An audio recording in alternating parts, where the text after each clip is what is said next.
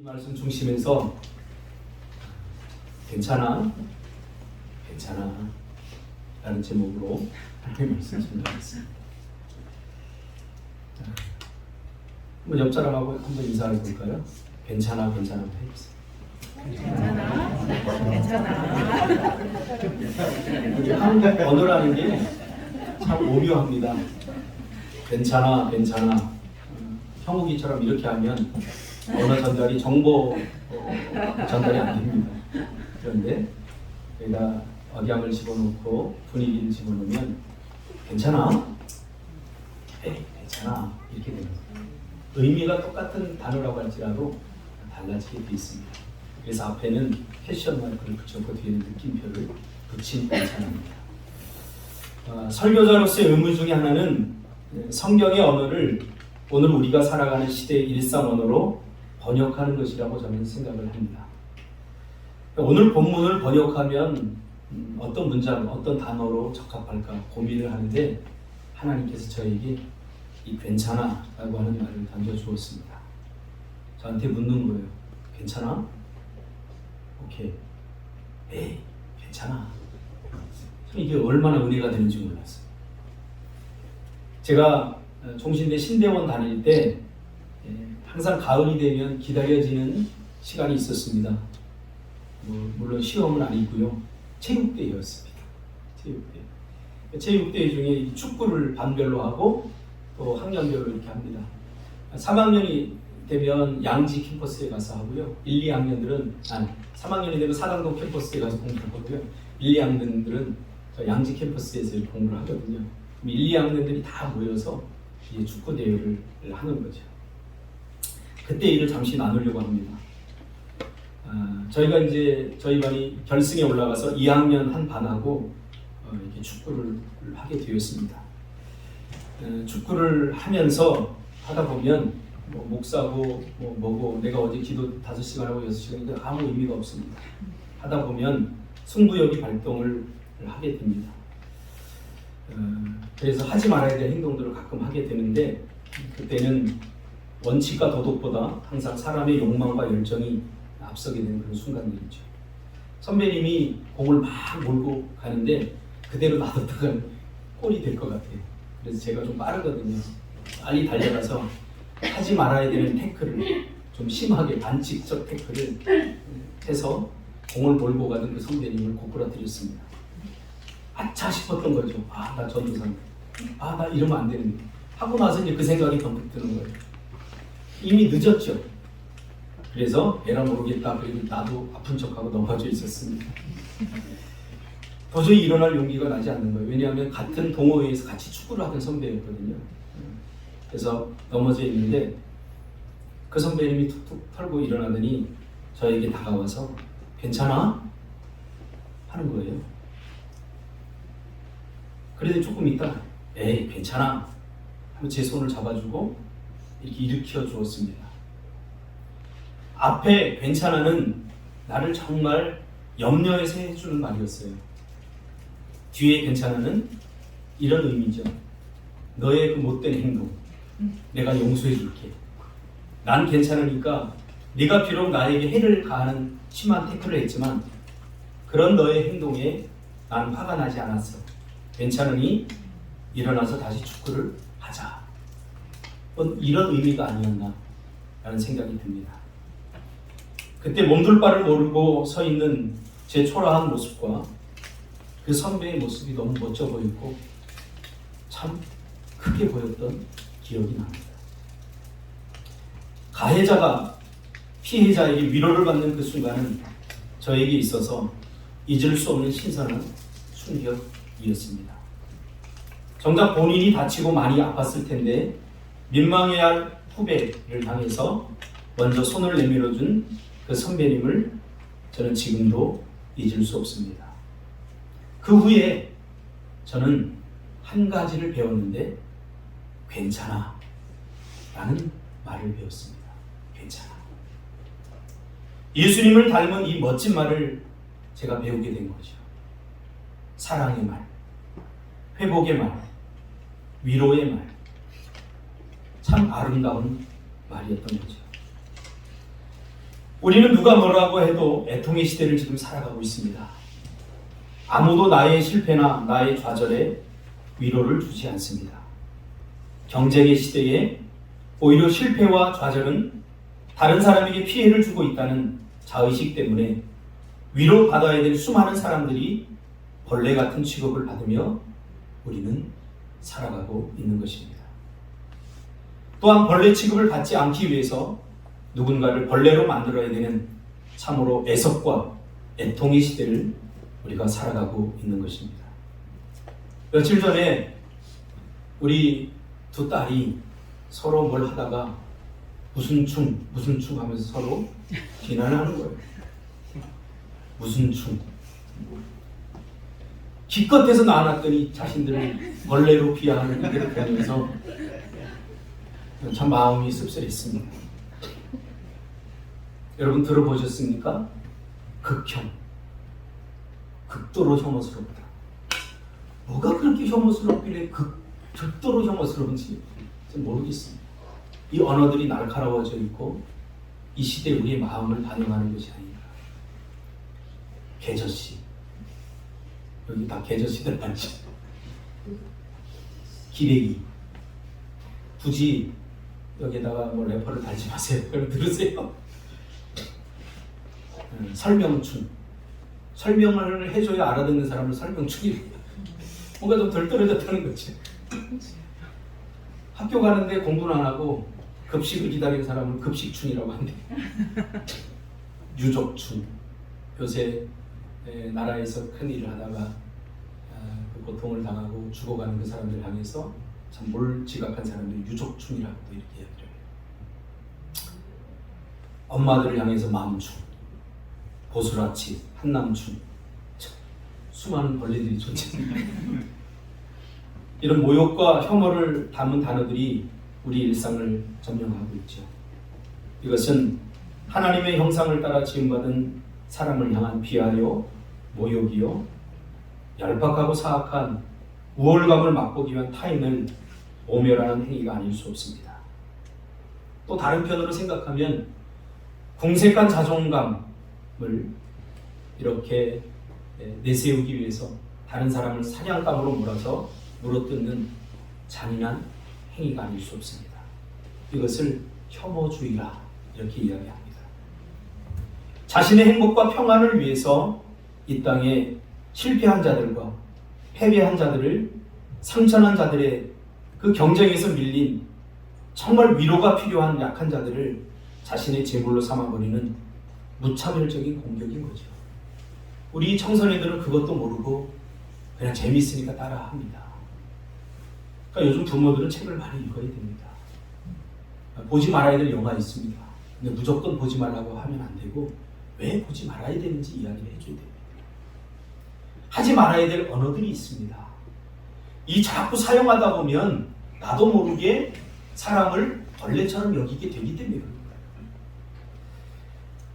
이게 전부가 아닙니다. 독박육아라는 말, 정말 듣고 싶지 않은 말입니다. 저희 교회에 다니는 어떤 젊은 집사님 한 분이 독박육아라는 말을 써서 저한테 혼난 적이 있습니다.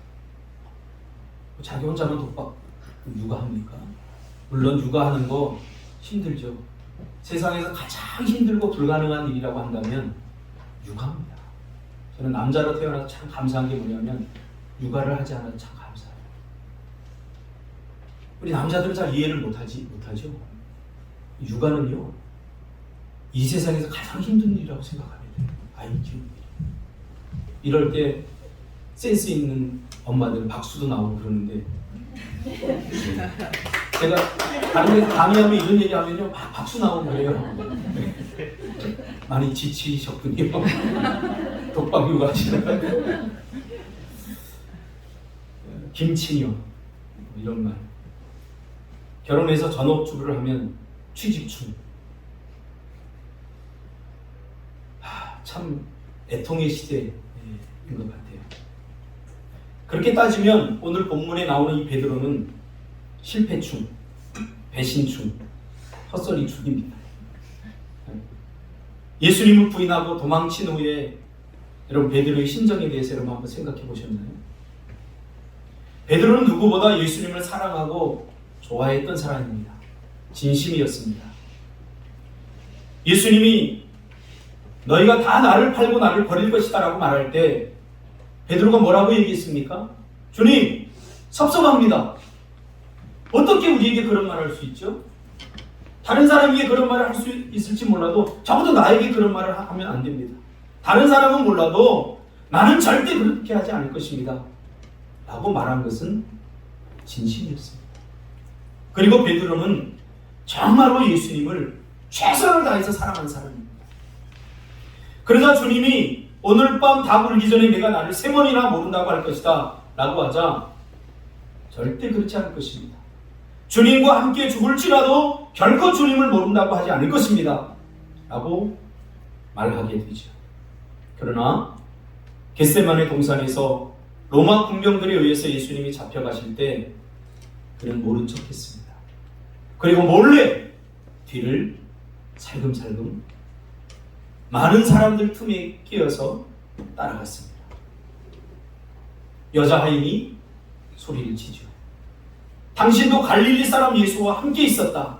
그러자 베드로는 나는 그런 사람 모른다라고 부인을 합니다. 그렇게 3번이나 부인을 하죠. 닭이 울자 예수님이 하신 말씀이 생각나서 밖으로 나가서 대성통곡을 하면서 울게 되죠. 왜 그런 줄 아세요? 그가 정말로 주님을 사랑했거든요.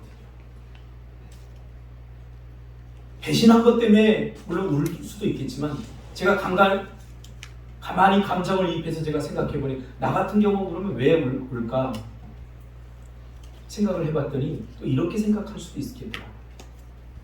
정말 최선을 다해서 사랑을 했거든요. 인간적인 관점에서. 그런데 인간적인 사랑이 결국 이것밖에 되지 않는다는 사실. 인간적인 사랑의 한계 때문에 우는 거예요. 정말 마음속에는 정말 저 예수님을 사랑하는데 인간적인 최선의 사랑이 결국 배신이야? 이것밖에 안 돼? 인간적 사랑의 배신을 당한 베드로의 통곡성이었던 거죠. 이 베드로의 마음이 얼마나 참담했겠습니까? 진심을 다하여 주님을 사랑했습니다. 성경 곳곳을 읽어보면 우리가 다 마음으로 느낄 수 있습니다. 그런데 결국 이 사랑, 내가 주님을 사랑한 인간적 사랑의 결론이 결국 예수님을 배신하는 것밖에 되지 않는다는 것에 대해서 참담함을 금할 길이 없었던 것입니다. 그는 누구보다 자신의 한계를 알게 된 것이고 자신의 잘못을 너무나 잘 알고 있었던 것이죠. 저는 제자들을 성장시키고 같이 양육하면서 한 가지 원칙을 정해놓고 이렇게 양육하는 게 있는데 제자들이 큰 잘못을 하면 저는 절대로 혼내지 않습니다. 왜냐하면 큰 잘못을 하고 큰 좌절과 큰 실패를 했을 때는 혼날 일이 아니라 위로받을 일이기 때문에 큰 실패를 했을 때는 누구보다도 자기 자신에 대해서 괴로워하고 자기 자신의 잘못을 누구보다도 잘 알거든요. 제가 경험해 보니까 그래요.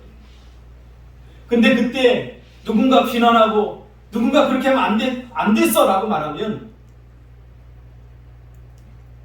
요즘 옛날에 했던 말로 까니마 또 까는 거랑 마찬가지. 죽인 사람 또 죽이는 거랑 마찬가지. 큰 좌절을 경험한 사람들 앞에서는 위로가 필요합니다. 우리 자녀들이 시험 한 30점 맞아오면 아이고 그럴 줄 알았어. 공부 안 하더라. 아이고 애비 닮아서 그러면 안 돼요. 위로가 필요하시죠. 위로가 필요하시죠. 그런 의미에서 저는 저희 어머니를 되게 사랑합니다. 저희 어머니는 단 한 번도 성적을 물어본 적이 없어요. 시험 보고 나면 앞에서 세는 게 빠르냐 뒤에서 세는 게 빠르냐 그러면 제가 중간 정도는 했거든요. 뭐 앞에서 세는 게 빠릅니다 그러면 됐다 그래요. 됐다. 저희 어머니는 알았던 거죠. 공부가 인생의 전부가 아니라. 이 베드로의 좌절감, 그렇게 사랑한 예수님을 배신하고 도망치게 된 거죠. 이 베드로의 좌절감, 베드로의 부끄러움을 더 이상 예수님의 제자라고 말할 수 없을 만큼 아예 과거를 잊고 싶었던 거죠. 완전히 처절하게 실패한 것입니다. 그런 베드로를 주님이 부활하신 후에 찾아가십니다. 왜 찾아갔어요? 혼내주기 위해서. 너 그럴 수 있어? 나 사랑한다며. 따지기 위해서 모멸감을 주고 배신자를 처단하기 위해서 온 것이 아닙니다. 왜 가셨습니까? 그를 위로하기 위해서 찾아가신 것입니다. 우리는 베드로를 배신자라고 여기고 세상의 몹쓸 사람으로 여기며 비난하고 정죄하지만 또 그렇게 배웠는데 이 베드로를 용서하고 다시 찾아가는 것은 배우지 못한 것 같아요. 실패하지 않는 것이 신앙이요 믿음이라고 배웠는데 실패하고 좌절하는 사람에게 찾아가 먼저 손을 내밀고 위로하고 다시 일으켜 세우라는 이 주님의 음성이 오늘 여러분 마음에 들려지기를 원합니다. 예수님은 배신자라는 깊은 낙인과 상처로 얼룩진 자기 자신도 자신을 용서할 수 없는 다시는 일어설 수 없었던 베드로를 찾아가셨습니다. 그런 다음에 가장 먼저 던진 말이 무엇일까요? 요한의 아들 시몬아, 이 사람들보다 내가 나를 더 사랑하느냐. 그러자 베드로가 이번에는 뭐라고 대답합니까? 주님, 그렇습니다. 내가 주님을 사랑합니다. 이렇게 말하지 않았어요. 주님 알잖아요. 내가 주님을 사랑하는 거 주님 알잖아요. 이렇게 대답하고 있죠. 그러니까 정말로 베드로는 주님을 진짜 사랑합니다. 인간적인 모든 것을 다 긁어떼어서 사랑한 거죠.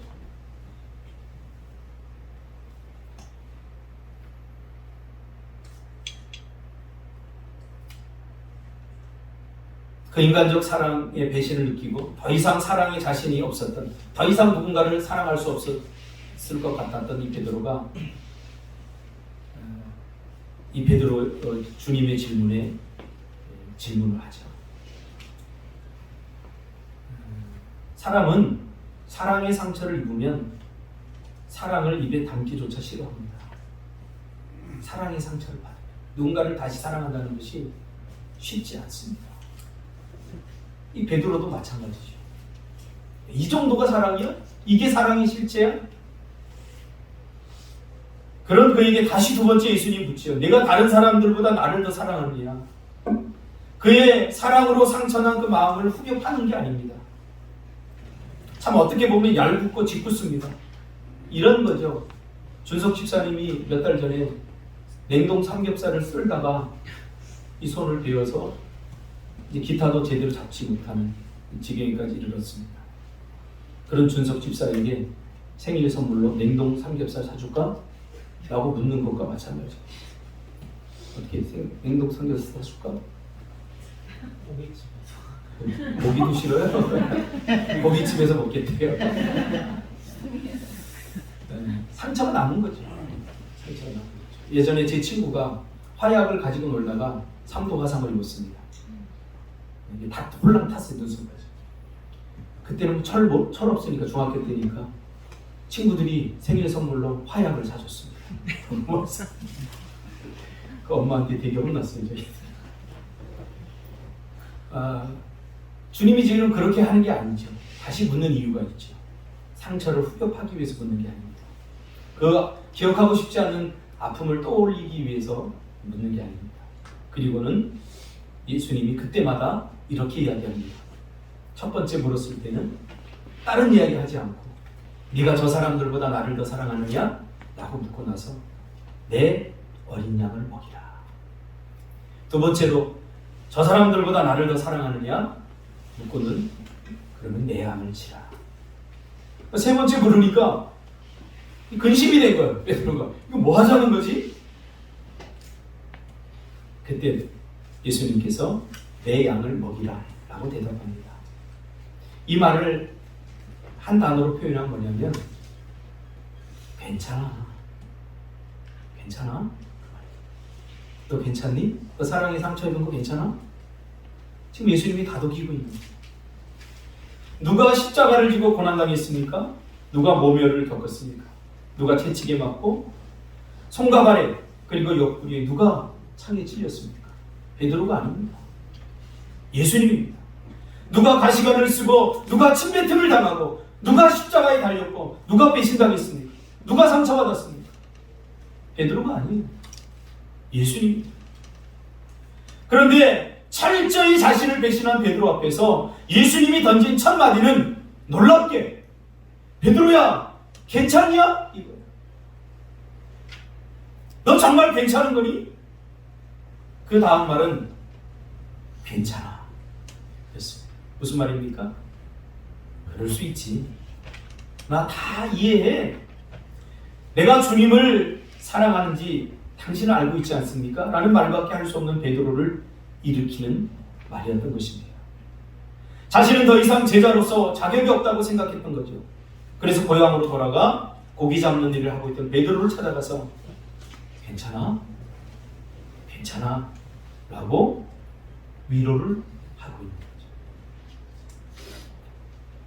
칭찬은 잘했을 때 하는 것이라면 위로와 격려는 실패했을 때, 좌절했을 때 하는 것입니다.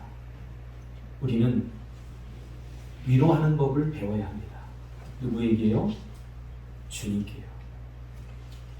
부끄러운 과거 때문에 그러나 그에게 너무 중요한 일을 맡기면서 힘을 주고 위로를 주면서 앞으로 네가 해야 할 일이라고 말씀하고 계시는 겁니다. 네가 한 그 배신 때문에 난 너를 해고하지 않겠다. 너를 계속 고용하겠다. 하나님 나라의 일꾼으로 계속 쓰겠다. 여러분 괜찮아. 이 말보다 더 큰 위로가 되는 말이 어디 있습니까? 저는 여러분에게 묻고 싶습니다. 괜찮아? 준수가? 이렇게 제주도에 살기 괜찮아? 괜찮아. 다 할 수 있어. 그동안 몇 년 신앙생활하고 10년, 20년, 30년 신앙생활 여러분 다 하지 않았습니까? 한국 교회 안에서 신앙생활 한다는 것은 상처를 끌어안고 살아가는 것과 마찬가지입니다. 여러분 주님을 사랑하는 거 다 합니다. 여러분 얼마나 주님을 사랑하는데. 그러나 지극히 인간적으로 주님을 사랑하면 결국 우리의 한계는 그럴 수밖에 없습니다. 교회를 떠나게 되고요. 사람들을 피해 도망다니게 되어 있습니다. 근데 그것 때문에 굳이 마음 아파하지 말라는 거예요. 괜찮아. 괜찮니 너? 그렇게 마음 다쳤지?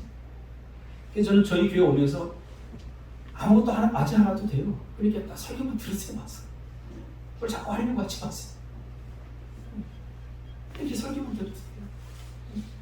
그래서 조금 미안하다 싶으면 새벽기도 한번 나오는데 일단 조금 더 미안하면 선거 연습 토요일날 하는데 빵 한번 사오면 돼요.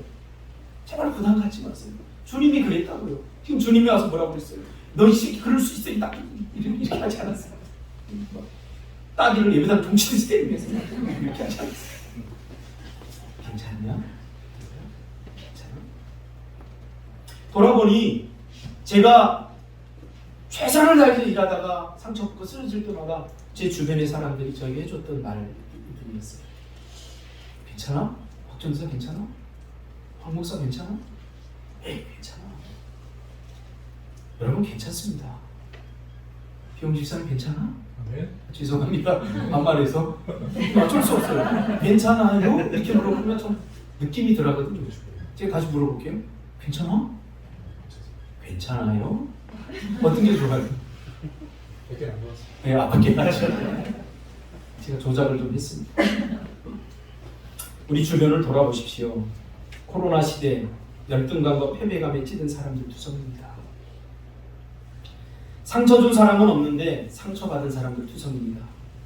서로가 가해자가 되는 세상, 서로 물어뜯고 서로가 서로에게 힘을 주고 안식을 주는 것이 아니라 서로가 서로를 피곤하고 지치게 만드는 세상 속에서 사람들은 홀로 있는 것이 더 편하다고 말하는 그런 세상에 우리가 살아가고 있습니다. 주님이 여러분을 찾아오신다면 왜 그따위로 사냐? 내 신앙이 그게 뭐냐라고 묻지 않을 것입니다. 괜찮아? 희수야 괜찮아? 뭐가 괜찮아? 죽을 맛이죠. 괜찮아. 그 다음에 주님이 위로가 있죠.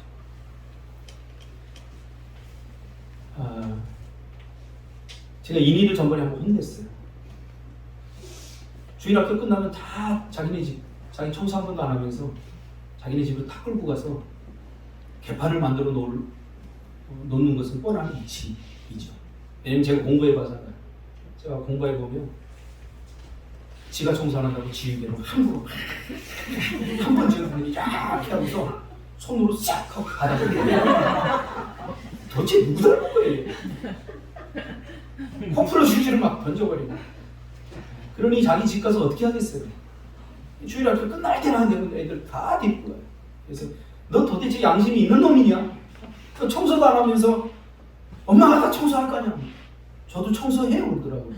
정말 청소해요?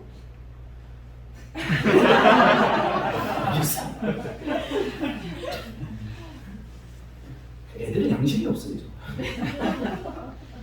어른들이 좀 말려야 돼요. 그러면 우리 집에도 한번 오고 니네 집에도 한번 가고 이렇게 해라. 어른들이 말려줘요. 이게 위로예요. 며칠 동안 저희 집사람이 오늘은 대충 먹자.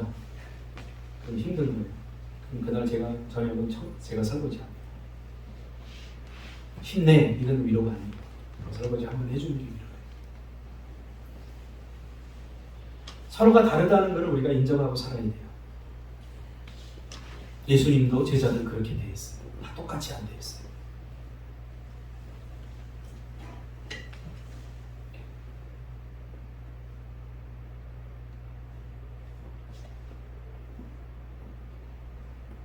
너를 나와 같이 만들려고 하지 마십시오. 먼저 그를 있는 그대로 인정해 주십시오. 예수님처럼. 나와 다르다고 세상과 다른 길을 걷는다고 모두가 같은 길을 걷는데 너만 다르다고 루저 취급하지 마십시오. 세상 사람들은 루저 취급하거든요. 그런 사람들 많습니다. 그렇게 태어난 거예요. 여러분 생각해보세요. 제가 키가 작다고 너는 왜 그래? 그럼 나는 이 세상을 어떻게 살아가는 거지? 키가 작다고 군대도 오지 말라고 그러고 키가 작다고 결혼도 딱 재보고서 1m 70이 안 되면 결혼도 하지 말라고 그러고 이런 불공평한 세상에 우리가 지금 살아가고 있다는 거예요. 있는 그대로 인정하자는 거죠. 예수님처럼. 우리 사회가 그런 사회예요. 지금 대학 들어가서 사람들이 전부 다 대학을 그만두잖아요. 그리고 과를 옮기잖아요. 이거 얼마나 비용적으로 국가적으로 낭비인지 아세요? 왜 그러냐면 일단 대학 들어가고 보자 이렇게 하니까 그래요. 대학 굳이 안 들어가도 돼요. 자기가 정말 청소년들이 있는데 이런 말을 하면 쟤네들은 이 의미를 소화할 수 있는 능력이 없거든요. 그래서 결과만 생각해요. 우리 아빠가 대학 들어가지 말라고 했다. 아싸! 공부 안 해. 내일부터. 정말 대학 들어가지 않는 사람들은 공부를 코에서 피나도록 해야 됩니다. 등 떠밀려서 갔다가 자기 자신, 자기 개인의 그 인격과 그 개인의 독특한 삶을 인정받지 못하고 똑같은 사람의 길을 걸으라고 강요당하는 세상 속에서 등 떠밀려 대학 갔다가 아니다 싶은 거죠. 그러니까 다시 과를 옮기고 시간 낭비를 하는 거예요. 우리 자녀들은 그렇게 키우지 않았으면 좋겠어요. 저 공부 그렇게 잘하지 않았어요. 63명 중에 60등 한 적이 있어요. 할렐루야. 제가 야구부한테도 성적에서 졌습니다. 할렐루야. 제가 농산부동 야구부 있는 학교였는데요. 야구부들은 공부 절대 안 합니다. 걔네들은 다 찍고 나갑니다. 정말 부러웠어요. 시험 딱 시작되면 약 3분 만에 자기네들끼리 경주해요. 누가 빨리 나가나 하자. 빵 사 먹기 하자고. 매점에서 보자. 그리고 타타타타 찍는데 제가 걔네들한테도 졌다니까요. 근데 저희 어머니는 저에게 공부를 강요한 적은 없지만 행복하게 살아가는 법을 저에게 보여줬어요. 어떻게 사는 것이 행복한 삶인지. 저는 우리 자녀들에게도 굳이 공부 강요하지 않습니다. 예담이가 저를 째려보고 있습니다. 저는 강요하지 않습니다. 저는 엄마를 시켜서 엄마로 하여금 강요하고 뱀미지? 우리의 역할은 위로하는 것입니다. 괜찮아? 네, 괜찮아. 괜찮아를 남발하는 말이 아닙니다. 위로자가 되려는 말입니다. 이사야 40장 1절에 너희의 하나님이 이르시되 너희는 위로하라. 내 백성을 위로하라. 저와 여러분에게 주신 사명입니다. 저번 주인가요? 예담이가 시험을 봤습니다. 형우기도 봤죠? 결과는 묻지 않겠습니다. 문혜성 집사님, 형욱의 표정이 어땠나요, 그날? 심상치 않았을 것입니다. 왜냐하면 저희 예담이 표정도 삶에 찌든 모습으로 가방을 메고 들어왔습니다. 집에 오자마자 자기 방으로 올라가는 예담이에게 제가 뒤에서 그렇게 얘기했습니다. 괜찮아? 괜찮아? 괜찮아? 시험이 전부가 아니야. 잘 볼 때도 있고 못 볼 때도 있는 거야. 위로가 필요한 순간 우리는 꾸짖고 가르치려고 합니다. 위로가 먼저입니다. 나만 잊어버려. 다음에 잘 보면 되지. 그랬더니 예담이가 왜 내가 못 봤을 것이라고 생각해?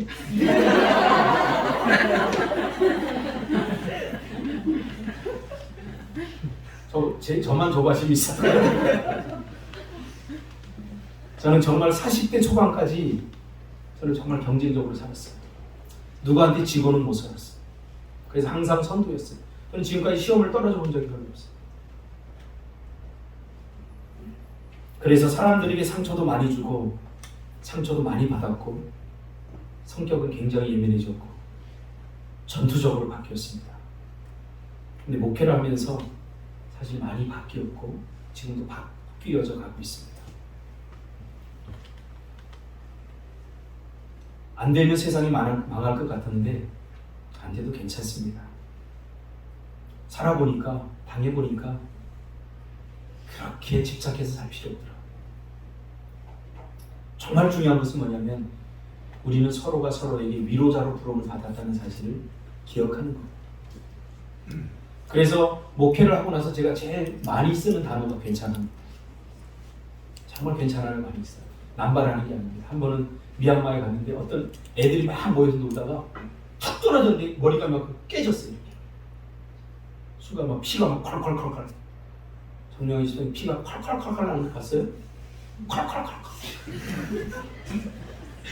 주변에 막 사람들이 막 놀라고 깜짝 놀랐어요. 제가 달려가서 괜찮아? 그 아이 눈을 바라봤어요. 막 울면서 소리 지르고 피가 콸콸콸콸 나오니까 막 난리 나고 행사를 해야 되는 거예요. 선교를 갑니다. 그리고 난 다음에 제가 제 눈을 바라보는 거에게 손으로 그 터진 걸 이렇게 막으면서 괜찮아, 괜찮아. 그 아이가 울음을 뚝 그치더라고. 그 모든 순간이 전부 다 괜찮아졌어요. 정말. 여러분 괜찮습니다. 힘드십니까? 괜찮아요. 코로나19 때문에 얼마나 우리 지쳐 있습니까? 보이지 않게. 위로하며 삽시다. 할렐루야. 옆 사람에게 한번 해보세요. 괜찮아?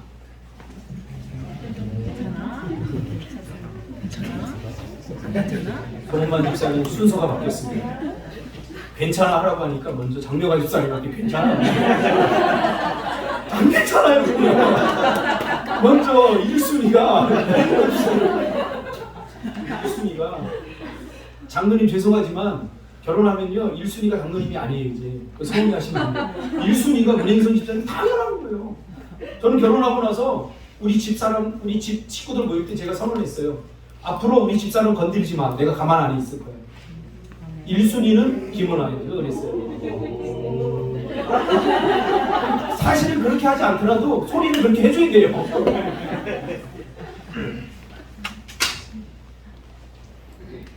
괜찮습니다. 우리는 죽어봤자 천국이고 예수님이 여러분들을 너무나 사랑하시기 때문에 그렇습니다.